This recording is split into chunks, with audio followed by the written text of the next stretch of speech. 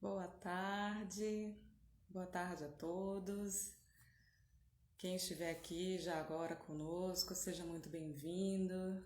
Quem está entrando, que está chegando já já, seja bem-vindo também. Nessa tarde maravilhosa, nesse domingo, aqui ensolarado, né? Nós falamos do Cabo de Santo Agostinho, né? Aqui do Núcleo Espírita Ismael Gomes Braga.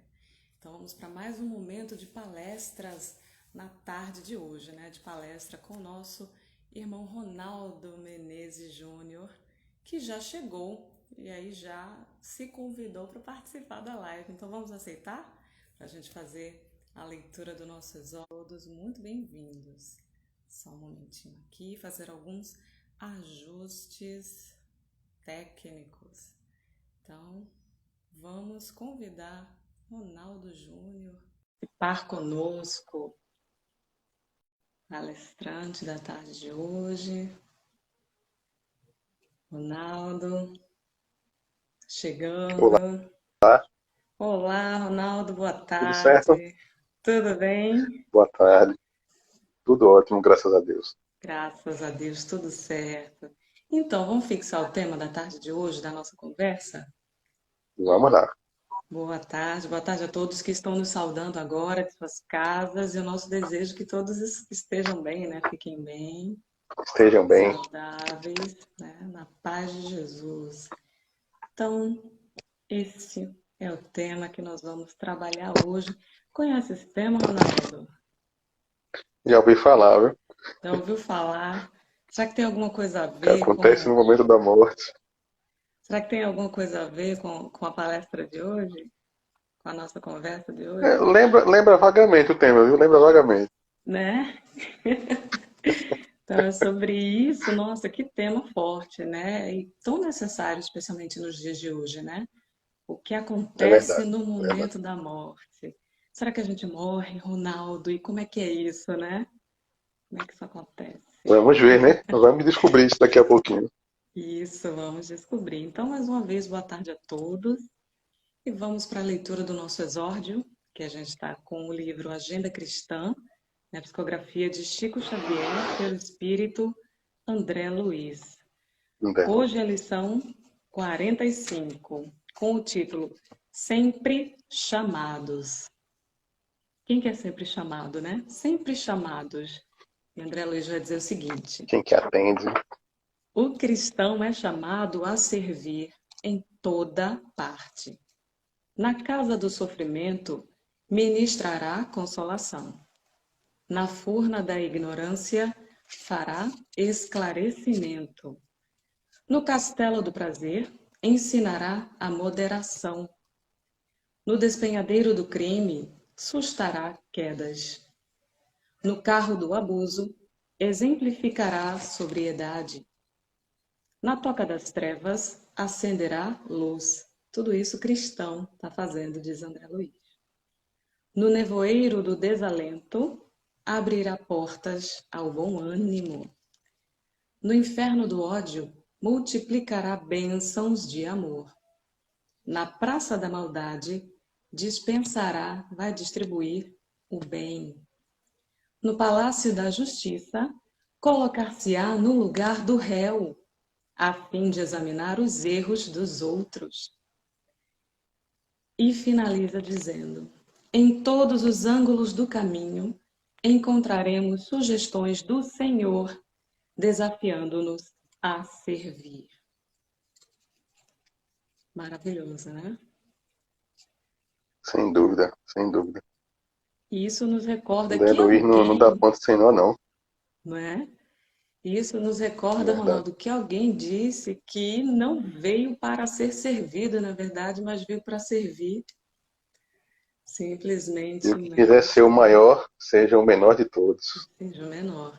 E todos nós aqui que nos propomos, né, cristãos, nesse momento de reencarnação, que a gente está cada vez mais conhecendo, se aproximando do Cristo Jesus, que a gente fique com essas lições, né, sempre gravadas nos nossos corações, sempre nos fortalecendo uns com os outros. Então vamos fazer a nossa Exato. prece para a Vamos lá. gente começar a nossa conversa de hoje. Então, Vamos orar, nós aqui, já um olhando para a tela do outro, né? Lembrando que as nossas atividades estão suspensas, Pensas por né? enquanto. Isso, as nossas atividades presenciais estão suspensas, mas a gente continua aí com as atividades virtuais. Quem quiser mais alguma informação pode deixar recado para a gente aqui, não é isso? Então, vamos fazer a nossa prece, dizendo assim: Jesus amigo, Deus Pai misericordioso, Espíritos amigos que conosco estão em todos os momentos, agradecidos nos sentimos, Senhor, pela oportunidade da vida, pela oportunidade do serviço, dos desafios, pela oportunidade de crescer, Senhor, sempre em direção a vós. Auxilia-nos o passo, Senhor, que apesar de às vezes vacilarmos, que tenhamos a certeza de que o Senhor nos ampara e que está conosco sempre. Pedimos especialmente pelos nossos irmãos, em qualquer situação que seja de aflição, Senhor. Os que estão enfermos do corpo e do espírito, que eles possam receber a tua paz e o teu abraço mais profundo, Senhor, deixando que neles domine a tranquilidade e a fé. Abençoa-nos e guia-nos, Senhor, em mais um trabalho, em mais uma tarefa na tarde de hoje. Que assim seja. Que assim seja. Tudo bem. Então vamos lá, né? Vamos lá. Fique bem à Me vontade, responda uma Manuel. pergunta, Isadora. Eu já. É, sim. Você gosta de viajar? Viajar, que pergunta interessante, né? Olha, eu acho que poucas pessoas não vão gostar. Não gostam de viajar, né? Mas sim, eu Todo gosto mundo de gosta de viajar. viajar, né? É, Conhecer outras pessoas, outros locais, outras culturas. isso. E aí quem tem uma condição financeira um pouco melhor consegue economizar e viaja para outros países. Os que não têm viajam um pouquinho mais para perto, mas todos têm a opção de ir para algum lugar e até a opção de não querer ir, né, de ficar em casa. E uma coisa muito interessante sobre viagens é que às vezes quando você está longe e dá aquela saudade de casa, você volta, tem a opção de voltar, e é sempre gostoso quando a gente volta para casa, né, para o nosso cantinho, o lugar dos nossos ali, a gente se sente aconchegado. E isso é muito bom. E a gente pode escolher os destinos, vários destinos. Porém, tem uma viagem que todos nós vamos ter que fazer, sejamos nós da raça que formos, da religião que professarmos, da opção sexual que tivermos, do país onde nós nascemos, todos nós vamos ser passageiros dessa viagem, cujo bilhete já está comprado, né? Já está garantido a nossa passagem. E é uma viagem de retorno para casa. Todos nós crescemos com uma única certeza, ou melhor, se nós pudermos ter uma única certeza na vida, ela é a de que todos nós vamos morrer um dia, né? Todos nós vamos desencarnar. No momento em que Deus decidir que é a nossa hora, excetuado aí os casos de suicídio, o nosso corpo vai entrar em falência e nós vamos partir de volta para o plano espiritual. Mas apesar dessa certeza, apesar de todos nós sabermos disso, muitas pessoas ainda vivem como se isso não fosse acontecer, né? Como se isso fosse algo que não quero nem falar para não atrair, né? Um A tabu, né, gente Manuel? paga, é um tabu, né? Um Não mistério, uma coisa que fala, não né? fala não, que eu não quero que isso venha para mim, não. Né? A gente passa a vida fazendo planos, né? A gente planeja viajar, planeja estudar, planeja casar, planeja quando for ter filhos, daqui a 30, 40 anos, faz planos para tudo, menos para a morte. Até o boleto, a gente paga boleto de tudo, reclama, mas paga. E quando chega o boleto do plano funerário, que seja você, é o boleto mais baratinho que tem, a gente fica se mordendo, né, para não pagar aquilo ali.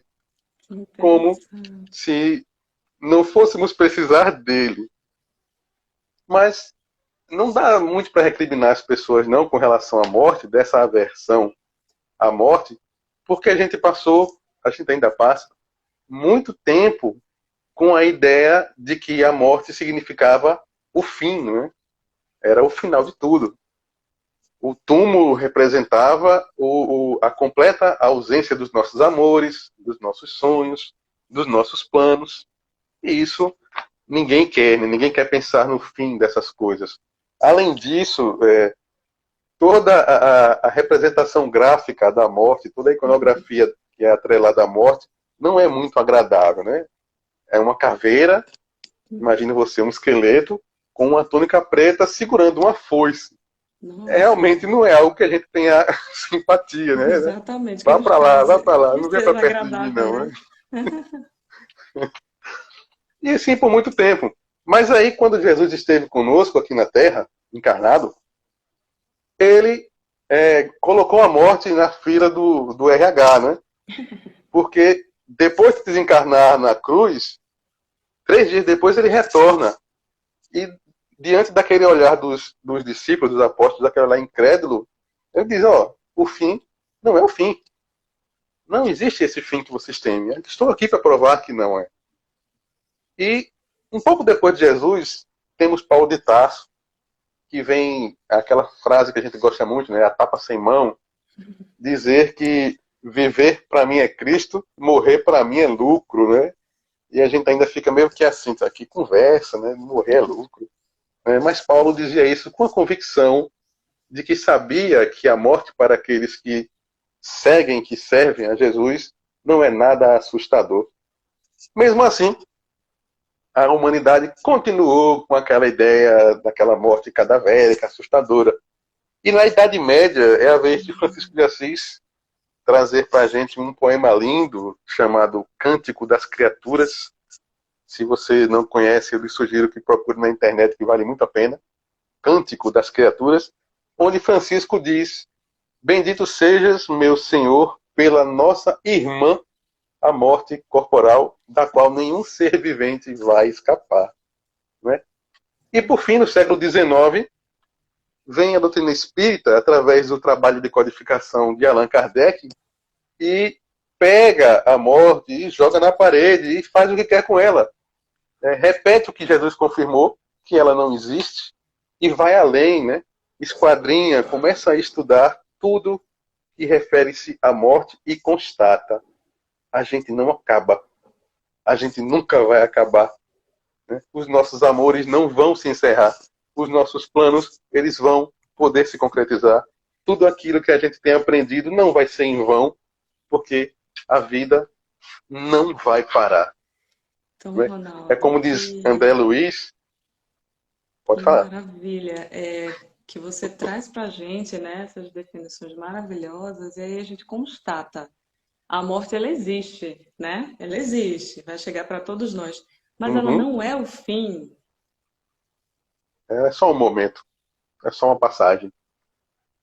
É como diz André Luiz, numa passagem, num trecho que nós achamos muito bonito na introdução do livro Nosso Lar, né, da psicografia do Chico Xavier, que ele diz: seria extremamente infantil a crença de que o simples baixar do pano, né, o simples fato de morrermos, resolvesse questões transcendentes do infinito.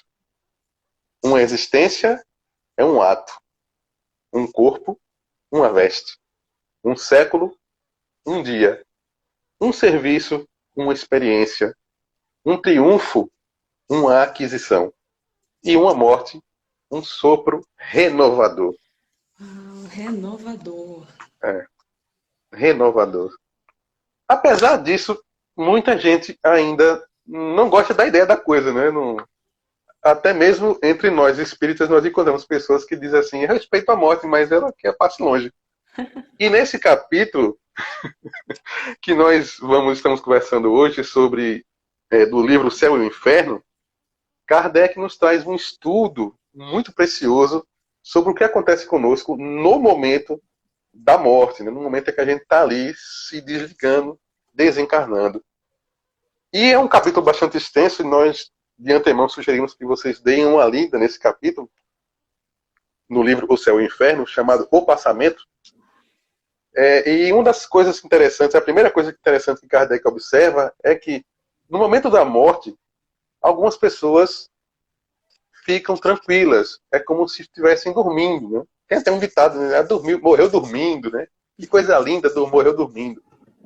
E enquanto outras pessoas sofrem angústia, chegando ao ponto de ter convulsões físicas nesse momento. Por que que isso acontece, né? O que é que a doutrina espírita pode trazer para a gente de esclarecimento sobre isso? Bom, nós sabemos, todos nós sabemos que a matéria inerte, a matéria em si, ela não tem sensações, né? Ela não sente dor, não sente nada. Se você bater sua mão numa cadeira, a cadeira não vai sentir dor. Muito provavelmente você vai. Porque a dor, como o prazer, são características, são sensações do espírito, da alma. Então, quando você bate sua mãozinha na cadeira, o seu organismo transmite para o espírito a dor. Por isso que se diz que quando estamos alegres ou tristes, nós estamos com um estado de espírito, né? Ah, o meu espírito hoje está alegre, então a gente se sente feliz ou triste e por aí vai. E para que a gente entenda isso melhor, é necessário que a gente conheça de que somos formados. Nós somos formados de 3 elementos. A parte material, que é o nosso corpo físico, o nosso corpo de carne. A parte inteligente, né, que é o nosso espírito. Existe um elemento intermediário entre um e outro, que Kardec denomina perispírito. É o que faz a ligação entre o corpo e o espírito. Então, quando a gente bate a mão, é o perispírito que entende a sensação de dor e transmite para o espírito. O espírito, por sua vez, quando ele quer realizar suas vontades, ele transmite ao perispírito e esse movimenta o corpo, por exemplo. Né? Interessante isso porque esse perispírito, no momento da encarnação, no momento que a gente vai nascer, ele se une, nosso corpo, o corpo que está em formação, molécula por molécula, né? Pedacinho por pedacinho vai ali se juntando. E a desencarnação, que é o contrário da encarnação, o contrário de nascer e morrer, ele vai justamente fazendo o efeito contrário. Ele vai se soltando, se desligando, átomo por átomo, molécula por molécula, pedacinho por pedacinho, do corpo físico. Porque aquele corpo já não apresenta mais condições de vida para o espírito. Então, Kardec deixa isso muito claro, né? Não é a saída do espírito que provoca a morte do corpo. É a morte do corpo que provoca a saída do espírito. Então, tudo isso vinculado, todos eles estão juntos. E a vida orgânica, que é a vida do corpo, ela vai cessar quando não existir mais nenhum link, nenhum ponto de conexão com esse perispírito. Vejam o que Kardec diz num dos trechos do livro, no primeiro trecho que nós grifamos. Ele diz: o fluido espiritual só pouco a pouco se desprende de todos os órgãos, de sorte que a separação só é completa e absoluta quando não mais reste um átomo sequer do perispírito ligado a uma molécula sequer do corpo, ou seja, separação total. A sensação dolorosa da alma por ocasião da morte está na razão direta, ou seja, está diretamente relacionado à soma dos pontos de contato existente entre o corpo e o perispírito. Vejam só que isso é interessante, daqui a pouco a gente vai falar um pouco mais. E, por conseguinte, também na maior ou menor dificuldade que apresenta esse rompimento. Né? Não é preciso, portanto, dizer que, conforme as circunstâncias, a morte pode ser. A morte pode ser mais ou menos penosa. Né? Em outras palavras, isso que o Kardec nos diz é que quanto mais ligado ao corpo o perispírito estiver na hora da morte, mais difícil e, por consequência, mais trabalhosa vai ser o desencarne desse indivíduo. Né? Mas aí a gente pode fazer a seguinte pergunta: né? O que é que leva, o que é que causa essa maior ou menor afinidade, esse maior grude do perispírito com o corpo? Né? Por que que alguns não têm tanto e outros são mais ferrenhos? Voltamos lá em Kardec, que ele sabe mais do que eu. Ele diz: a causa principal da maior ou menor facilidade de desprendimento é o estado moral da alma.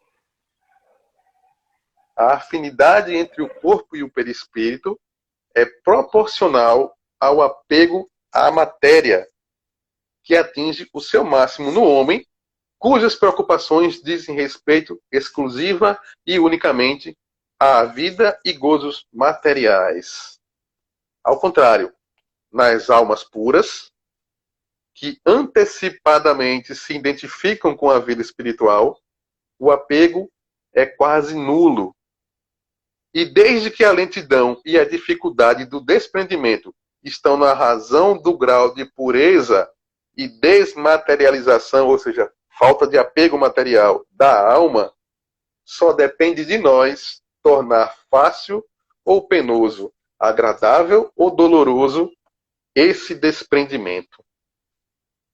Kardec não alivia muito, né, quando ele quer dar as regulagens na gente. Muito esclarecedor, né?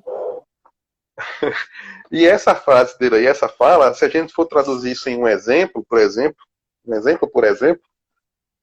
imagine uma pessoa que procura viver sua vida de forma pacífica, que trabalha, que tem suas atividades, que tem seus deveres, que tem as suas ambições materiais, que tem os seus desejos de ter o conforto material, mas que tem o cuidado de não deixar que esses bens materiais não o possuam, que sabe dedicar um pouco de seus pensamentos à força maior que é Deus, à vida espiritual, muito provavelmente essa pessoa, no momento de desencarne, ela vai ter uma passagem, um passamento muito suave. Né? Nós lemos em, acho que é Sorie Caldas Schubert, que fala, não lembro o livro, ele diz que nesse momento, para esse tipo de pessoa, essas pessoas que conseguem, boas pessoas, resumindo, no momento do passamento, a equipe espiritual traz aqueles amigos, aqueles espíritos parentes, né, aqueles que nos querem bem, para ajudar nesse processo. E muitas vezes a pessoa adormece e quando desperta, já está no plano espiritual. É como se tivesse realmente despertado de um sono revigorador. Nós temos um exemplo disso, né, os espíritas devem saber bem dessa história, com Bezerra de Menezes, né, o doutor Bezerra de Menezes. Bezerra foi dormir, durante o sono desencarnou e acordou sendo despertado por Celina no plano espiritual. Celina que é uma mensageira de Maria de Nazaré, né? E ela disse muito naturalmente: ô Bezerra, acorda que você já está do outro lado, né? E Bezerra levanta assim, então tá, né? Então a naturalidade com que a pessoa que antevê o plano espiritual, ele vê, ele vive, ele passa por esses processos. No caso de uma pessoa muito apegada à matéria, como bem frisou Kardec, né? Pessoas que valorizam demais o materialismo, pessoas que se dedicam muito à sensualidade, né? Ao gozo dos prazeres materiais, a situação é bem diversa. Né? Porque, vejam só, quando uma pessoa está se vendo nessa situação de desencarne, é muito natural que ela se agarre a justamente aquilo que ela acredita.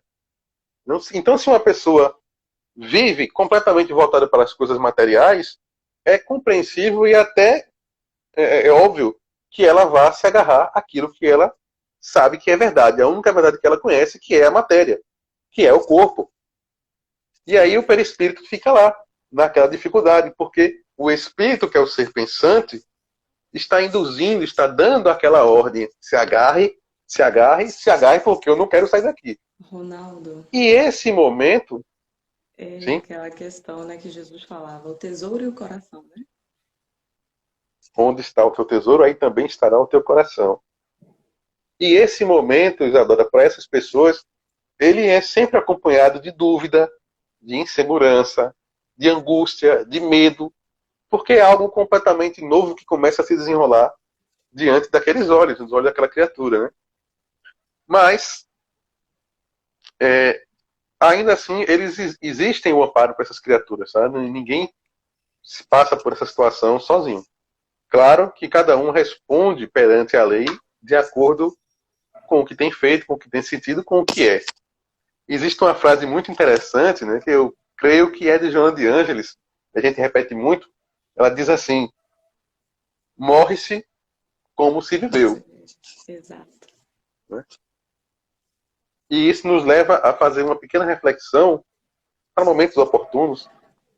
Se nós morremos como vivemos, que tipo de vida nós estamos construindo? Né? Que tipo de futuro nós estamos planejando para nós? Nós falamos agora há pouco que o processo de desencarne, né, se dá pela soltura do perispírito do organismo físico. Esse processo ele não é rápido, não é acelerado, ele é feito gradualmente, molécula por molécula. E aí nós queremos fazer uma pergunta, a gente nem vai responder, né, mas tudo bem. O que será que acontece nos momentos de acidentes, né, quando há o desencarne por acidentes? Infelizmente a gente vive num país em que as mortes por acidente de trânsito, por exemplo, elas têm um número muito alto. E a gente vê muita gente jovem, ali na flor da idade, como se costuma dizer, com todo o gás, desencarnando nesses acidentes. E como é que se processa isso? Mas antes da resposta de Kardec, é um momento que a gente queria propor também uma outra reflexão, né? Porque as pessoas diziam assim: meu Deus, uma coisa tão inesperada, né? Um acidente, a pessoa morreu num acidente, uma coisa tão inesperada. E se fala muito também, principalmente quando as vítimas fatais elas são jovens, em que há uma morte prematura, né? Tão jovem morreu prematuramente. E é algo que a gente precisa se questionar, né? Precisa se questionar essas colocações, que muitas vezes são ditas assim, de forma aleatória, mas a partir do momento que a gente admite um Deus bom, justo e onisciente, é uma das características de Deus, onisciente, como é que a gente pode imaginar um acidente onde ele não pôde intervir, né? Algo que aconteceu fora da visão de Deus. Isso é absolutamente inadmissível. Da mesma forma, a nossa opinião sobre a morte prematura, né? Prematura para os olhos de quem? Né? De acordo com quem essa morte é prematura? Então são coisas que a gente precisa ter o cuidado de ir repensando ao longo do caminho, nos momentos oportunos. Espero que façamos isso. Mas voltando aos acidentados, né, aos que desencarnam por acidente, Kardec diz o seguinte, está lá no item 14 do livro Céu e Inferno. Aliás, perdão, no item 12. Diz que nesse momento do acidente, o espírito é retirado, não é? O corpo foi exterminado ali naquele momento. De acordo pela violência do ato, o corpo foi aniquilado. Não existe mais vida orgânica. Então o espírito é colhido pela equipe espiritual e o desligamento é feito posteriormente. Assim, mas como é possível, né? E o cara vai ficar tendo a sensação da dor, né? E se for uma boa pessoa vai ter isso? Como é? Aí Kardec diz o seguinte: o espírito fica como que aturdido, sente, pensa e acredita-se vivo, né? Vivo encarnado, prolongando-se essa ilusão até que compreenda o seu verdadeiro estado, o estado atual. Para aqueles cuja alma está purificada, quando Kardec fala alma purificada, a gente tem um certo receio, né? E diz assim, mas então tá ruim para mim, né? Porque purificado eu ainda não estou. Mas ele diz isso no sentido das pessoas, naquele exemplo que a gente acabou de falar, das pessoas que cumprem seus deveres, né? Que procuram pensar em Deus, que têm um bom coração. Não precisamos ser santos, né? Para termos a alma purificada. Precisamos querer não fazer o mal. Então ele diz, né? Para as pessoas que já têm a alma assim, a situação dura pouco, porque elas já possuem, essas pessoas já possuem em si como que um desprendimento antecipado, né? Cujo fim, a morte mais súbita, a morte repentina, não faz senão apressar. Né? Outros há para os quais a situação se prolonga por anos inteiros. Né? E aí, mais uma vez, a gente vê a importância de nos educarmos, né, moralmente, espiritualmente, não necessariamente para morrer, mas para termos a certeza de que nós iremos para um lugar adequado de acordo com aquilo que nós estamos construindo hoje. Nós temos no livro Obreiros da Vida Eterna, não sei se você conhece, do André Luiz, né? No capítulo 13, uma passagem extraordinária que ele narra o desencarne de uma pessoa, o Dimas, que está nessa exata condição que o Kardec fala, da alma purificada. O André Luiz primeiro se confunde, né? Mas esse cara, ele é igual a mim, né? Poxa, por que ele está tendo todo esse amparo? E eu não tive, né? E aí, o assistente espiritual, o Jerônimo, ele explica, né? André, Dimas não foi uma pessoa extraordinária de acordo com aquilo que a gente está esperando, né? Um ser purificado, o Chico Xavier da vida. Mas foi uma pessoa comum, que cumpria os seus deveres, que cumpria com as suas tarefas, que trabalhava honestamente, que vivia para a família, que sabia renunciar em prol dos seus familiares, dos seus amigos e das pessoas que mais necessitavam. E às vezes isso é o bastante. Então, nesse momento do desencarne, Dimas está lá no quarto de sua casa, né? Sua esposa está lá, e já tem uma equipe espiritual esperando o momento, né?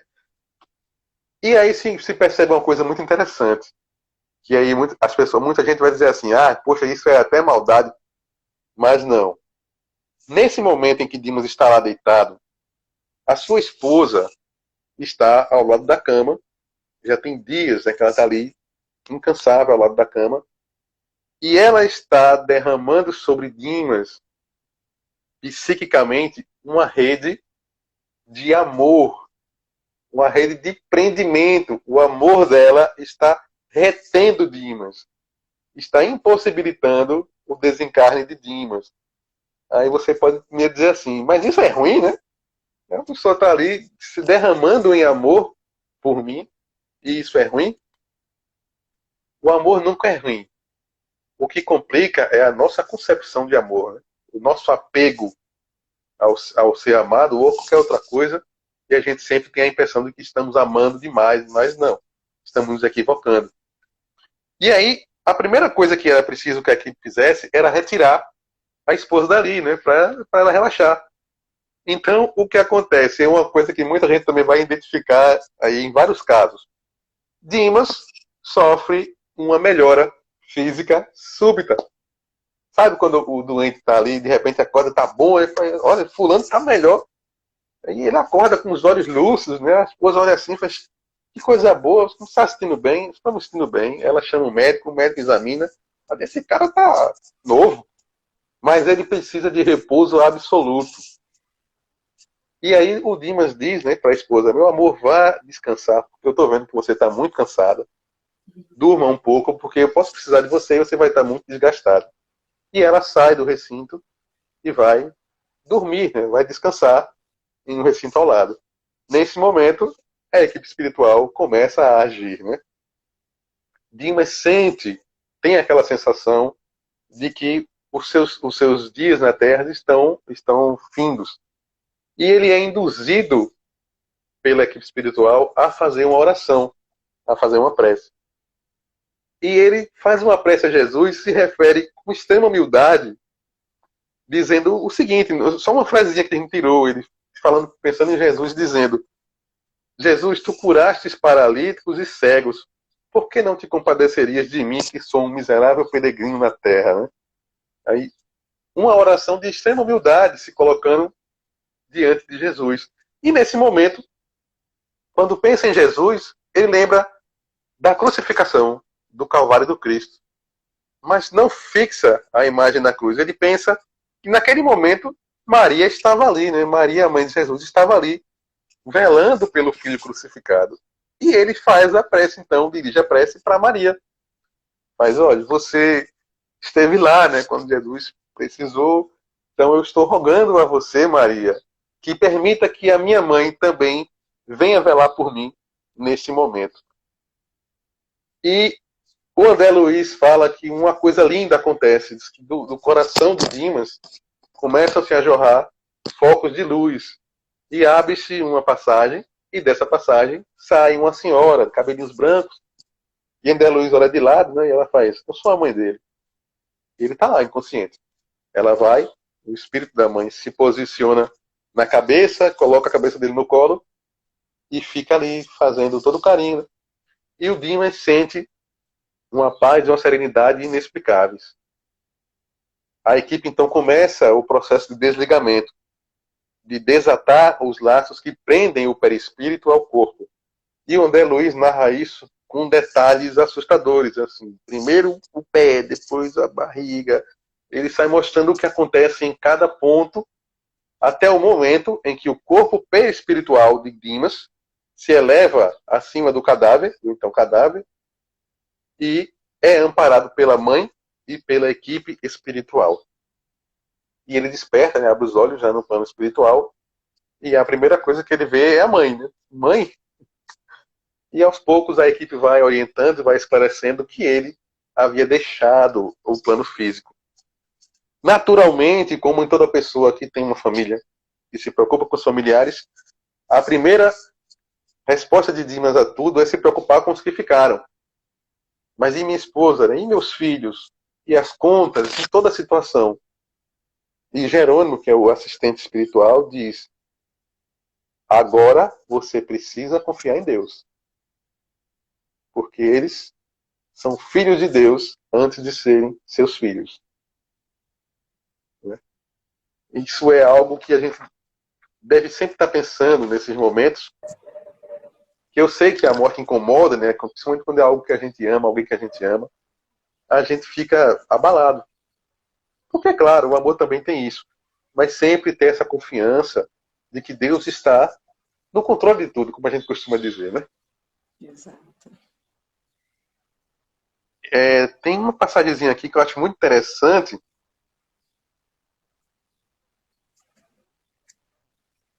que Kardec fala... encontrei. Perdão, me encontrei. Perdi, mas me encontrei. Kardec fala, aí sim, no item 14 do livro do Céu e Inferno, é uma mensagem que ele diz para todos nós, mas especialmente para os espíritas. Né? Fala diretamente para os espíritas. Por que, Ronaldo? Por quê? Por que para os espíritas? Porque o Kardec tinha essa coisinha, né? De dizer assim, olha, vocês sabem onde estão se metendo, né? Então, aguente. E a gente lembra muito, né? De Raul Teixeira nesse momento. Quando a gente leu, a gente lembrou muito de Raul Teixeira. Sim. A Raul Teixeira tem um dos suas palestras, ele diz, né? Espiritismo não é para quem quer, não, é para quem aguenta.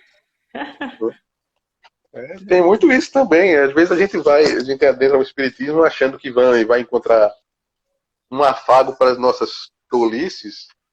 A palavra talvez não seja essa, mas é como parece. E a gente, não é bem assim não, viu, meu irmão? Ah, mas eu queria... Não é bem assim não, devagar. É porque muito será e cobrado daquele que muito recebeu, na verdade, o esclarecimento vai ser proporcional. Exatamente. Né? Vai ser proporcional. Exatamente. E aí o Kardec diz o seguinte, vê só. O espírita sério, ele não se limita a crer porque ele compreende. Não é crer, acreditar. Acreditar, eu acredito numa coisa hoje e amanhã aquela coisa pode se mudar e eu acreditar em outra coisa. Exato. Conhecer, não. Saber é diferente. O que você sabe, é aquilo. Fica com então ele diz, o espírita sério fica com a gente. O espírita sério não se limita a crer porque compreende. E ele compreende porque raciocina. A vida futura é uma realidade que se desenrola incessantemente a seus olhos, aos olhos do espírita. Uma realidade que ele, por assim dizer, toca e vê. Porque ele sabe. Se o espírita está dentro do espiritismo e não sabe que a vida espiritual é verdade, ele está perdendo tempo, desperdiçando tempo. Então, Ronaldo, te interrompendo, assim, acho que é só para a gente ver uma questão aí que você propôs logo no início, assim, muito interessante, né? Sobre algumas palavras que a gente costuma dizer, né? E às vezes a gente não para Uhum. para refletir, né, sobre é prematuro, mas prematuro, uma morte, um desencarne prematuro aos olhos de quem? E a gente se depara com outro conceito, que é também o conceito de perda, né? Perdi, Perda. né? Isso. Perdi alguém, uma perda que alguém sofreu na família. E aí a gente faz uma proposta, né? Quem perde algo para Deus? Exatamente. E veja só, já você tocou nesse assunto e veja como ele diz, o Kardec conclui aqui, né, nessa passagem algo sobre isso. Ele sabe que o espírita sabe que a vida espiritual é uma realidade que ele toca e vê, né, por assim dizer. A cada passo, de modo que a dúvida não pode empolgá-lo ou ter lugar em sua alma. Né? A vida corporal tão limitada se amesquinha diante da vida espiritual, da verdadeira vida. Que importam aos espíritas os incidentes da jornada se ele compreende a causa e a utilidade das necessidades humanas, quando suportadas com resignação. O que importa isso? A gente tem visto, ouvido algumas pessoas um tanto quanto aturdidas pela situação que nós estamos vivendo hoje, atualmente. Né? Nós estamos ainda em uma pandemia em que milhares de pessoas estão desencarnando todos os dias. E a gente não está dizendo que isso é fácil. Não é fácil. Mas o fato de não ser fácil não nos dá o direito de pensar nisso como um abandono de Deus. Né? Meu Deus, que Deus nos abandonou. Como é possível isso? Como é possível você, um espírita que tem certeza que a morte é só um momento, que tudo antes da morte é vida, e depois daquele momento vai continuar sendo vida? Como se pode duvidar disso por uma situação dolorosa a que todos estamos submetidos? Né?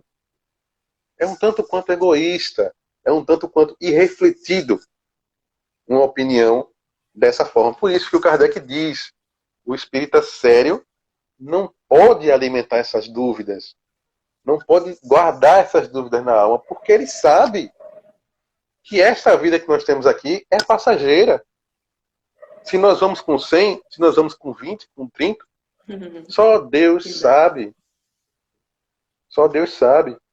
Então, quando a gente deixa que o desespero, a tristeza não, a tristeza ela é parte da nossa vida. Todos nós temos o direito e é um fenômeno natural Sim. ficarmos tristes como ficarmos alegres.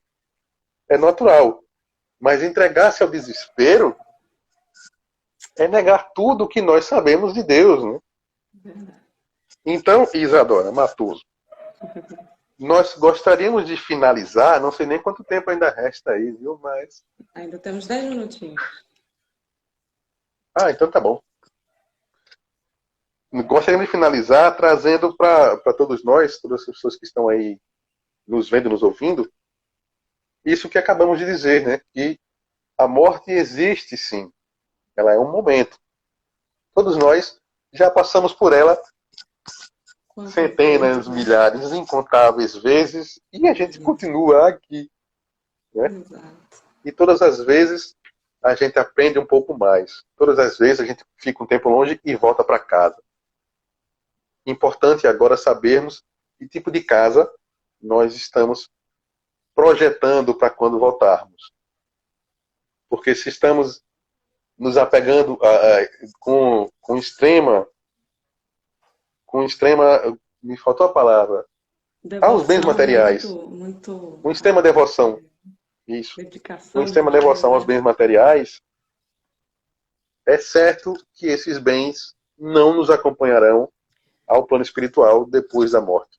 Sem dúvida. E aí a gente lembra também de uma passagem de outro livro do André Luiz, em que ele reencontra o seu avô que tinha desencarnado 40 anos atrás, 40 anos atrás, e ele encontra esse senhor, que é o seu avô, em um charco, né, uma lama, algo como um pântano, e ele se agarra àquela lama achando que é dinheiro. A criatura, 40 anos depois de desencarnado, ainda não tinha consciência que tinha morrido, né, que tinha passado para outro plano. tamanho era o seu apego aos bens materiais. Então, vida até o momento da morte e depois dele, mais vida. Então, se a gente quer depois dele que haja uma vida repleta de felicidade, onde nós vamos encontrar sim, tá? As pessoas que nós conhecemos, que partiram antes de nós, mas também que ninguém pense que vai estar como assustado, né? Lembra os assustados dos anos 80? Todo mundo ficava escondido, aparece lá todo mundo, não. É como a gente regressar de uma viagem. Quando você chega de uma viagem, você chega na casa do seu pai, mãe, tudo bem? E aí, fulano, você vai andando pelas ruas que você morou e encontra um, daqui a pouco encontra outro, porque eles também têm suas ocupações, né? Ninguém está desocupado esperando que a gente morra para receber. Né? Mas, tranquilo, gente. Precisamos, até lá, saber viver. Isso. E na dúvida de como fazer isso, de como ter uma vida repleta de beleza, para que esse momento seja suave e tranquilo, como foi o de Bezerra de Menezes, fiquem com a colocação do poeta. Ele diz assim: viver e não ter vergonha de ser feliz. Cantar e cantar e cantar a beleza de ser um eterno aprendiz. Eu sei que a vida devia ser bem melhor, e será. Mas isso não impede que eu repita: ela é bonita e é bonita. Então, que a gente viva com a beleza de estar vivo, com a beleza de sermos amados por Deus, e que não duvidemos nunca dessa providência, desse amor materno, paterno. Francisco de Assis chamava Deus de mãe, porque tamanho carinho que ele sentia em nossas vidas. Então, é isso. Esperamos que tenhamos esclarecido alguns detalhes e novamente pedimos que as pessoas deem uma lida nesse capítulo do livro Céu e Inferno, né, o passamento. Ele é bem extenso e ele tem muita informação relevante. Olha. Os nossos irmãos, né? Aqui também os animais Nossos estão aqui irmãos. presentes na palestra, né? Como diria Francisco de Assis. Excelente, Ronaldo. Muito obrigada, né? Pelos momentos de esclarecimento. Muitas pessoas aqui deixaram seus comentários falando justamente sobre esse consolo e esse esclarecimento, né? Que falar sobre esse tema tão fundamental, né? Que você iniciou dizendo que a gente já tem a passagem, o bilhete de volta, né? De retorno. A gente já tem essa certeza. A gente pode ter um monte de dúvidas sobre o que vai acontecer durante a nossa passagem aqui, né? Na vida, no corpo. Mas Olha, a certeza de que ela tem um término é me verdadeiro. diz uma coisa. Eu ainda tenho aí 2 minutos. Tem, exatos 2 minutos. Exatos 2 minutos. Exatos. Pessoal, a gente... É uma historinha curta que eu lembrei aqui que serve para todos nós que em algum momento nos afastamos, nos separamos temporariamente dos entes queridos, né? Separamos Que uma criança chega para uma mãe, perfeito. a criança pequenininha chega e vê a mãe muito triste, né? Os olhos cheios de lágrimas e pergunta: mamãe, por que você está tão triste? E a mãe diz: é que um amigo nosso, meu e do seu pai, ele faleceu. E a criança pergunta: ô mamãe, o que é falecer? Ele diz: é o mesmo que morrer, filho. Ele disse: é. E quando as pessoas morrem, elas vão para onde? E a mãe pensa um pouco, né? Que é uma pergunta simples, mas tão grande. E ela diz: se as pessoas tiverem um bom coração, elas vão para pertinho de Jesus. E a criança arregala o olho assim, né? Mas perto de Jesus? Ela, pertinho de Jesus. Mas pertinho, pertinho? Ela diz: filha, pertinho de Jesus. Aí a filha ficou pensando e diz: mamãe, esse seu amigo que faleceu, ele tinha um bom coração? E a mãe para e começa a lembrar do amigo falecido, né? Boas lembranças. Sim, ele tinha sim um grande coração. E a criança olha para a mãe e faz: por que você está triste? É isso. Exatamente. Então, por que nós estamos Por que tristes? ficamos tristes? Esse momento é natural, né? A gente ainda se sentir triste porque a gente ainda está compreendendo um monte de coisas, né? Um monte de situações. Uhum. Mas à medida que a gente for dilatando, né, a compreensão, que a gente for discutindo, né, conversando mais a esse respeito, a gente vai entendendo melhor. Porque a gente não pode negar, né? Exatamente. Transformar como um tabu, a gente dizer, não vai falar de morte, que atrai. Como assim? Não atrai, né? E vai acontecer em diferentes momentos para cada um de nós, né? E a gente reflete hoje, né, junto com você, que o que acontece no momento da morte? Vida.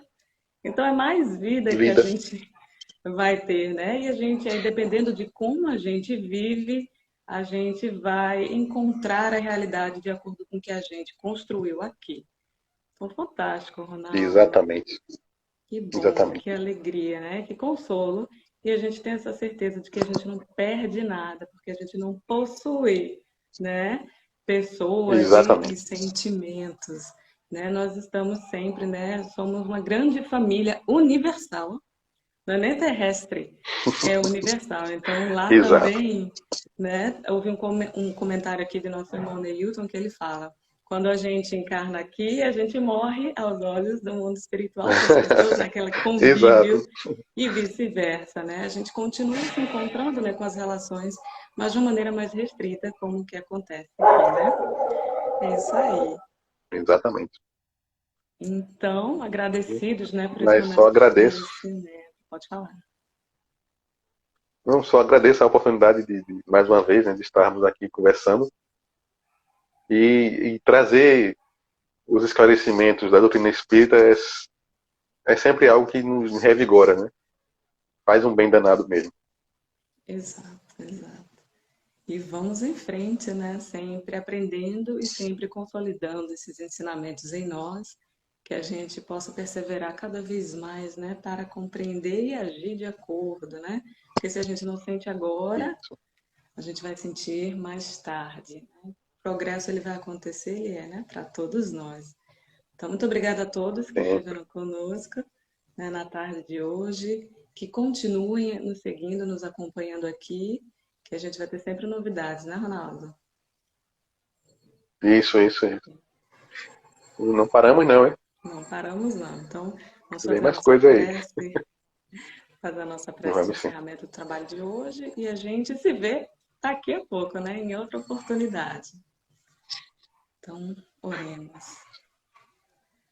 Jesus, Mestre amigo, Deus Pai misericordioso, nossos anjos de guarda, mentores espirituais, muito obrigada pela oportunidade de mais um trabalho na tarde de hoje. Que a tua luz, Jesus, encontre sempre morada em nossos corações e que sigamos confiantes na vida infinita que o Pai amoroso proporciona a cada um de nós. Fortalece-nos a fé e nos ampara, Senhor, a ignorância. Muito obrigada por tudo. Que assim seja. Obrigada, Ronaldo. Obrigada, gente. Até a próxima. Obrigado a vocês. Fiquem com Deus.